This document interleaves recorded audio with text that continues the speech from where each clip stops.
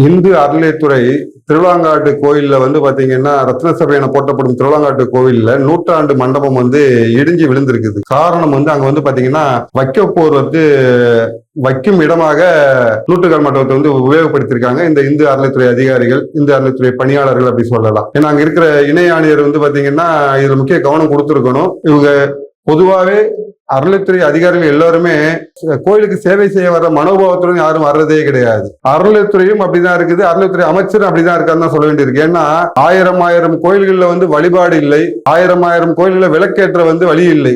ஆனா இங்க பாத்தீங்கன்னா பல லட்சக்கணக்கான ஏக்கர் நிலங்கள் கோவிலுக்கு இருக்குது. அந்த வாடகையை ஒழுங்கா முறைப்படுத்தினா, இல்ல கோவில் நிலங்கள்ல குடியிருக்கிறவங்களை முறைப்படுத்தினாலே கோவிலுக்கு சொத்து தானா சேரும், தனியா வருமானம் சேரும். ஏன்னா அந்த காலத்துல ஒவ்வொருத்தரும் பங்கு போட்ட வீட்டு சொத்தை பங்கு போடும் போது வீட்டுல 4 பேர் 5 பங்கு போடுவாங்க, ஒரு பங்கு கோயிலுக்கு கொடுப்பாங்க. அப்படி தன்னுடைய குடும்ப சொத்தை கோயிலுக்கு கொடுத்து கோயிலை உயர்த்த நினைத்தவர்களை உயர்த்த நினைத்த ஆத்மாக்களை இன்னைக்கு அசிங்கப்படுத்திட்டு இருக்கு இந்த அறநிலையத்துறை அதிகாரிகள், அறநிலையத்துறை எல்லாம் சேர்ந்து. ஏன்னா ஒருத்தர் போட்டுக்கார கோயில் இந்த கோயிலுக்கு 19 ஏக்கர் நிலம் இருக்குது, ஆனா இந்த கோயில் இடிஞ்சு போய் கிடக்குது அப்படின்னு சொல்லிட்டு. அப்ப இவருடைய நோக்கம் பாத்தீங்கன்னா கோயில்களை வழிபாட்டு தலங்களா பார்க்காம வியாபார ஸ்தலங்களா பார்த்துட்டு இருக்காங்க. இந்த அதிகாரிகள் இனோவா கார்ல வேணும், புது கார் வாங்குறது. நம்ம அல்லேலியா பாபா இருக்கும்போது இனோவா கார்ல வாங்கி கொடுத்திருந்தாரு அதிகாரிகளுக்கு.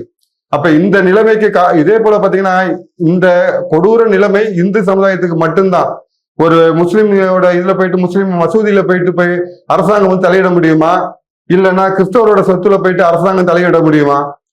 ஒரு மாவட்ட ஆட்சியர் சொல்லியிருக்காரு, கோயில் நிலங்கள்ல கோயில் நிலங்கள் வாடகைக்கு இருப்பவர் பட்டா கொடுக்கறத பத்தி யோசிப்போம் அப்படின்னு சொல்லிட்டு. உன்னோட வேலை என்ன? அந்த மாவட்டத்தை எப்படி முன்னேற்றம்னு பாக்குறது, கோயில் சொத்து எடுத்து இன்னொருத்தர் கொடுக்கறது கிடையாது.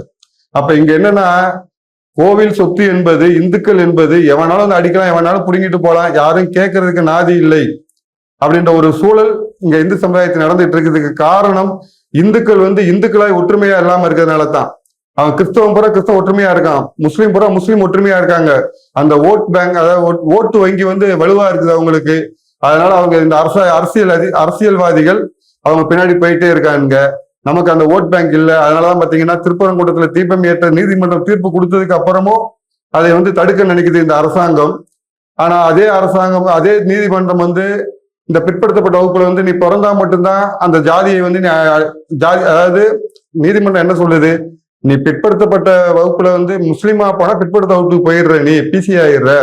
ஆனால் அதுல இந்த குறிப்பிட்ட ஜாதி தான் எனக்கு வேணும்னு கேட்கிற உரிமை உனக்கு கிடையாது. ஏன்னா அந்த ஜாதியில பிறந்தவங்க தான் அந்த ஜாதியில இருக்க முடியும்னு சொல்லிட்டு அவன் சொல்லும் பொழுது அதை கண்டித்து மேல்முறையீடு பண்ண தமிழக அரசு மேல்முறையீடு பண்ணுது. ஆனா நீதிமன்றம் தீர்ப்புப்படி நம்ம கோயில்ல தீபம் ஏற்ற அனுமதி மறுக்கும் பொழுது அதை கண்டிக்கவும் இல்லை. அதுக்கு கொடைபிடிக்கிற இந்த அரசாங்கம், கிறிஸ்தவ முஸ்லீம் கொடைபிடிக்கிற இந்த அரசாங்கம் இந்துக்களுக்கு முஸ்லிம்களுக்கு ஒன்றுனா உடனே மேல்முறையிடுவார். அநியாயம் என தெரிந்து மேல்முறையீடு போறது காரணம் இந்துக்கள் ஓட்டு வங்கி இல்லை என்பதை நாம் உணர்ந்து கொண்டு இனி வரும் தேர்தல்களிலாவது, இனி வரும் காலங்களிலாவது நாம் இந்து ஓட் பேங்க், இந்து ஒற்றுமை, இந்து வாக்கு வங்கியை உருவாக்கி தீர வேண்டும். இல்லையெனில் நம்முடைய வருங்கால தலைமுறை நம்மை விட பயங்கரமாக சீரழியும் என்பதை நாம் புரிஞ்சுக்கணும்.